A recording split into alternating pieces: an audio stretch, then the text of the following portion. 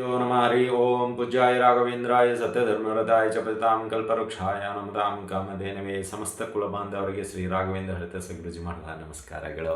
ಎಲ್ಲರಿಗೂ ಈ ಒಂದು SSP ಜ್ಯೋತಿಷ್ಯಾಲಯ ಯೂಟ್ಯೂಬ್ ಚಾನಲ್ಗೆ ಸ್ವಾಗತ ಸುಸ್ವಾಗತ ಕೋರುತ್ತಾ ಜುಲೈ ತಿಂಗಳ ಮೊದಲನೇ ವಾರದ ಭವಿಷ್ಯ 1ರಿಂದ 5ನೇ ತಾರೀಕು ದ್ವಾದಶ ರಾಶಿಗಳಲ್ಲಿ ಕೊನೆಯ ರಾಶಿ 12ನೇ ರಾಶಿಯಾಗಿರ್ತಕ್ಕಂತಹ ಮೀನ ರಾಶಿ. ಈ ಮೀನ ರಾಶಿಯವರಿಗೆ ಈ ಒಂದು ಜುಲೈ ತಿಂಗಳ ಮೊದಲನೇ ವಾರದ ಅನುಕೂಲತೆ ಏನು, ಅನಾನುಕೂಲತೆ ಏನು ಹಾಗೂ ಪರಿಹಾರಗಳು ಯಾವ ರೀತಿಯಲ್ಲಿ ಇರುತ್ತೆ ಎಂಬುದನ್ನು ತಿಳ್ಕೊಳ್ಳೋಣ.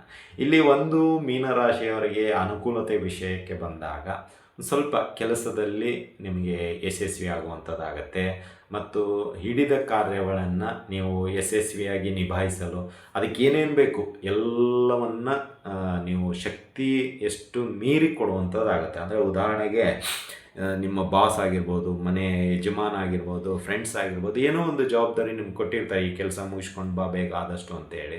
ನೀವು ಅದನ್ನು ಅವರ ಒಂದು ಎಸ್ಟಿಮೇಟ್ಗಿಂತ ಒಳ್ಳೆಯ ಒಂದು ಹೈ ಪ್ರೊಫೈಲ್ ರೀತಿಯಲ್ಲಿ ಮಾಡಿ ಮುಗಿಸ್ತೀರ. ಇದರಿಂದ ಅವರು ಖುಷಿ ಆಗ್ತಾರೆ.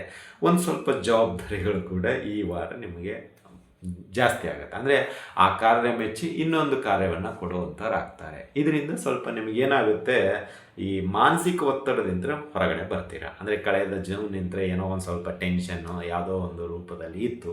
ಬಟ್ ಈ ಕೆಲಸ ಮೊದಲನೇ ವಾರದಲ್ಲಿ ನೀವು ಮೊದಲನೇ ದಿನ ಯಶಸ್ವಿಪ್ರದವಾಗಿ ಮಾಡ್ತಾ ಇರೋದರಿಂದ ನಿಮಗೆ ಎಲ್ಲೋ ಒಂದು ರೀತಿ ಅನುಕೂಲಕರವಾಗಿ ಕಾಣಿಸ್ತಾ ಇದೆ ಅನ್ನೋ ಒಂದು ಭಾವನೆ ಇದ್ದರೆ ಒಳ್ಳೆಯ ಕೆಲಸವನ್ನು ನೀವು ಮಾಡುವಂಥವ್ರಾಗ್ತೀರ. ಶ್ರದ್ಧಾ ಭಕ್ತಿಯಿಂದ ಇಚ್ಛಾಗನುಗುಣವಾಗಿ ಕೆಲಸ ಮಾಡುವಂಥವ್ರಾಗ್ತೀರ. ಇನ್ನು ವ್ಯಾಪಾರದಲ್ಲಿ ನಿಮಗೆ ಒಂದಿಷ್ಟು ಲಾಭಗಳು ಈ ವಾರ ಸಿಗುವಂಥದ್ದಾಗತ್ತೆ. ಒಂದಿಷ್ಟು ವ್ಯಾಪಾರದಲ್ಲಿ ಬದಲಾವಣೆ ಮಾಡ್ಕೊಳ್ಳುವಂಥದ್ದಾಗುತ್ತೆ. ವ್ಯಾಪಾರ ಶಿಫ್ಟೂ ಆಗ್ಬೋದು, ಒಂದು ಅಂಗಡಿಯಿಂದ ಇನ್ನೊಂದು ಅಂಗಡಿಗೆ, ಅಥವಾ ಏನೋ ವ್ಯಾಪಾರ ಪಾರ್ಟ್ನರ್ಶಿಪ್ಪಲ್ಲಿ ಇದ್ದರೆ ಕ್ಲೋಸ್ ಮಾಡ್ಕೊಳ್ಳೋವಂಥವ್ರು ಆಗ್ತೀರ. ಅಂದರೆ ನಿಮಗೆ ಮುಂದುವರಿಸಲು ಆಸಕ್ತಿ ಇರೋದಿಲ್ಲ, ಅಲ್ಲಿಗೆ ವಿಡ್ರಾ ಮಾಡ್ಕೊಂಡ್ಬಿಡ್ತೀರ. ಅಥವಾ ಇಂಡಿವಿಜುವಲ್ ಆಗಿದ್ದರೆ ಎಲ್ಲೋ ಶಾಪ್ ಶಿಫ್ಟ್ ಮಾಡುವಂಥ ಪ್ರಮೇಯ ಬರುವಂಥದ್ದು ಇದೆ. ಅಂದರೆ ಸ್ಥಾನ ಪಲ್ಲಟ ಅಂತಲೇ ಹೇಳ್ಬೋದು. ಇದು ಸ್ವಲ್ಪ ನಿಮಗೆ ಈ ವಾರ ಕಂಡು ಬರುವಂಥದ್ದಾಗುತ್ತೆ.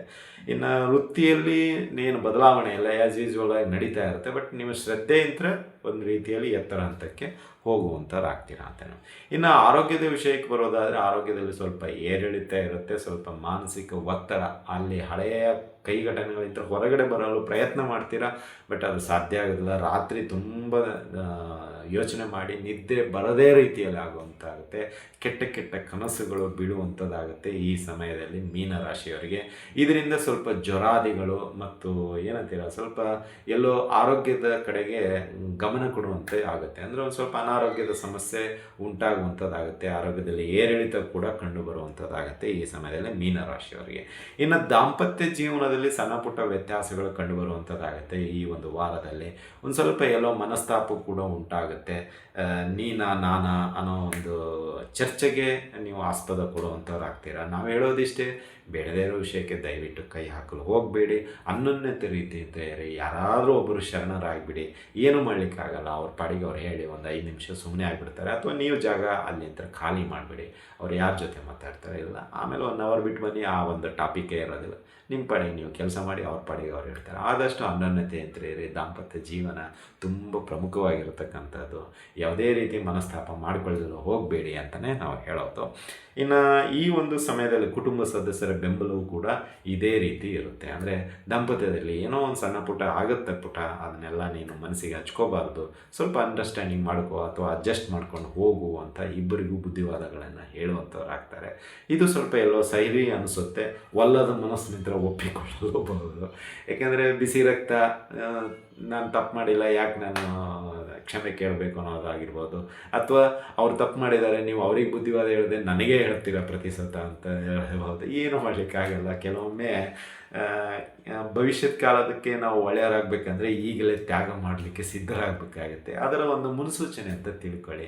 ಯಾಕಂದರೆ ಇದು 7.5 ಶನಿ ಅಲ್ಲ, ಸ್ವಲ್ಪ ಈ ಸಂಬಂಧಗಳಲ್ಲಿ ಹುಳಿ ಹಿಂಡೋದೇ ಜಾಸ್ತಿ. ಹಾಗಾಗಿ ನೀವು ಅರ್ಥ ಮಾಡಿಕೊಂಡ್ರೆ, ಯಾರಿಗೆ ಮೀನರಾಶಿ ಇದೆಯೋ ಅವರಿಗೆ 7.5 ಶನಿ ಇದೆ, ಸೊ ಎದುರಾಳಿಯವರು ಒಳ್ಳೆಯ ದಿನ ಅಂತ ಇದ್ದಾಗ ನಾವು ಏನು ಮಾಡಿದರೂ ಅವರಿಗೆ ಕೆಟ್ಟದ ರೀತಿಯಲ್ಲಿ ಕಾಣಿಸ್ತಾ ಇರೋದ್ರಿಂದ ಸ್ವಲ್ಪ ನೀವು ತಾಳ್ಮೆಯಿಂದ ವಿಡ್ರಾ ಮಾಡ್ಕೊಳ್ಳೋದೇ ಬೆಟ್ರ್. ಅಥವಾ ಏನಂತೀರ, ಗೌರವವಾಗಿ ಸರೆಂಡರ್ ಆಗೋದು ಬೆಸ್ಟು ಅಂತಲೇ ನಾವು ಹೇಳೋದು. ಇನ್ನು ಈ ಒಂದು ಸಮಯದಲ್ಲಿ ಆದಷ್ಟು ಬೇಡದೇ ಇರುವ ವಿಷಯಕ್ಕೆ ದೂರ ಇರಲು ಪ್ರಯತ್ನ ಮಾಡ್ತೀರ, ಅದು ನನಗೆ ತುಂಬ ಖುಷಿ. ಏಕೆಂದರೆ ಬೇಡದೇ ಇರೋ ವಿಷಯಕ್ಕೆ ಹೋಗಿ ಸುಮ್ಮನೆ ಪೆಟ್ಟು ತಿನ್ನೋದಕ್ಕಿಂತ ನಾವು ದೂರ ಇರೋದೇ ತುಂಬ ವಾಸಿ ಅಂತ ತಿಳ್ಕೊಂಡಿದ್ದೀರ, ಅದು ತುಂಬ ಖುಷಿ ಆಗುತ್ತೆ. ಇನ್ನು ಈ ಒಂದು ವಾರದಲ್ಲಿ ನೆಗೆಟಿವ್ ಅಂತ ಹೇಳಿದರೆ ಮಾತುಗಳೇ, ಇದೇ ಚುಚ್ಚು ಮಾತುಗಳು ಆ ಕಡೆ ಈ ಕಡೆ ಬರುವಂಥದ್ದಾಗುತ್ತೆ, ಸ್ನೇಹಿತರಿಂದ, ಸಂಬಂಧಿಕರಿಂದ ಮತ್ತು ಇನ್ನೊಬ್ಬರ ಮುಖಾಂತರವೂ ಕೂಡ ಬರುವಂಥದ್ದು. ಇದನ್ನು ಸ್ವಲ್ಪ ಎಲ್ಲೋ ಮಾನಸಿಕವಾಗಿ ನೀವು ಬೇಜಾರು ಮಾಡ್ಕೊಳ್ತೀರಾ, ನಾನು ಏನು ಮಾಡಿದ್ರೂ ಇದೇ ರೀತಿ ಆಗ್ತಾ ಇದೆಯಲ್ಲ ಅನ್ನೋ ಒಂದು ಮಾನಸಿಕತೆಗೆ ಒಳಗಾಗ್ಬಿಡ್ತೀರ. ಇದು ಸ್ವಲ್ಪ ನಿಮಗೆ ಬೇಜಾರು ಅನಿಸಿ ಆರೋಗ್ಯದಲ್ಲಿ ಏರಿಳಿತನೂ ಕಾಣುವಂಥದ್ದು ಇರುತ್ತೆ ಅಂತಲೇ ಹೇಳ್ಬೋದು. ಇದಾಗಿತ್ತು ಈ ವಾರದ ಮೀನರಾಶಿಯವರ ಭವಿಷ್ಯ. ಇನ್ನು ಪರಿಹಾರದ ವಿಷಯಕ್ಕೆ ಬರೋದಾದರೆ ಸಾಧ್ಯವಾದಷ್ಟು ಶನಿದೇವರ ಆರಾಧನೆ ಮಾಡಿ, ಶನಿದೇವರ ದರ್ಶನ ಮಾಡ್ಕೊಳ್ಳಿ, ಅನ್ನದಾನ ಮಾಡಿ, ಶನಿ ಅಷ್ಟೋತ್ತರ ಮಾಡಿ, ಹಾಗೂ ಪ್ರತಿ ದಿನ ಸಾಧ್ಯವಾದಷ್ಟು ಪಕ್ಷಿಗಳಿಗೆ ಆಹಾರವನ್ನು ಹಾಕಿ. ಇದರಿಂದ ನಿಮ್ಮ ಕಷ್ಟ, ಕಾರ್ಪಣ್ಯ, ದಾಂಪತ್ಯ ಜೀವನ, ಜಟಿಲವಾದ ಸಮಸ್ಯೆಗಳ ಎಲ್ಲವೂ ದೂರವಾಗುವಂಥದ್ದಾಗುತ್ತೆ ಅಂತಲೇ ಹೇಳ್ಬೋದು. ಇದಾಗಿತ್ತು ಈ ವಾರದ ಭವಿಷ್ಯ. ಈ ಭವಿಷ್ಯ ನಿಮಗೆ ಇಷ್ಟ ಆಗಿದ್ದರೆ ಲೈಕ್ ಮಾಡಿ, ಜಾಸ್ತಿ ಇಷ್ಟ ಆಗಿದ್ದರೆ ಶೇರ್ ಮಾಡಿ, ಹಾಗೂ ನಮ್ಮ SSV ಜ್ಯೋತಿಷ್ಯಾಲಯ ಯೂಟ್ಯೂಬ್ ಚಾನಲನ್ನು ಸಬ್ಸ್ಕ್ರೈಬ್ ಮಾಡ್ಕೊಳ್ಳಿ ಅಂತ ಹೇಳ್ತಾ ಇಲ್ಲಿಗೆ ಈ ವಿಷಯ ಮುಗಿಸ್ತಾ ಇದ್ವಿ. ಮತ್ತೆ ಮುಂದಿನ ವಿಷಯದೊಂದಿಗೆ ಭೇಟಿಯಾಗೋಣ. ಅಲ್ಲಿವರೆಗೂ ಶುಭಮಸ್ತು, ಶುಭಂ ಭೂಯಾತ್, ಸರ್ವೇ ಜನಃ ಸುಖಿನೋ ಭವಂತು.